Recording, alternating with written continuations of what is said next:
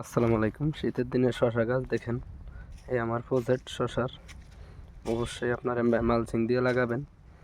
আর এই দেখেন, আর অবশ্যই দেখেন জালি চলেছে, আপনারা দেখবেন। এটা মনে করেন জাদু তামিল প্লাস। দেখেন এই যে অবশ্যই দেখেন জালি, এরপরেও আবার আরেকটা জালি দেখেন, জালি।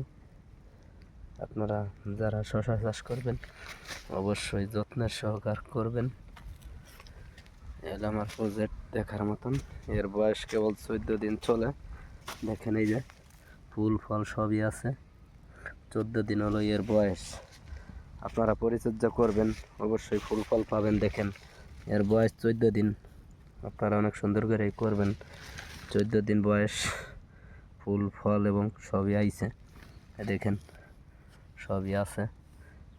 আর এ হলো আমার 12 শতক জমির পর করা এখন শীতকালের শশা। আর রমজানের জন্য আর একটা করবো প্রজেক্ট, একটু দেরি হবে। আর 10 দিন পরে লাগাবো।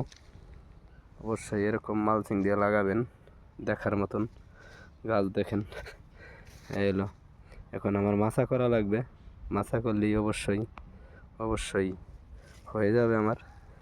আর শশা দেখে ছোট ছোট গাছেই ধরে।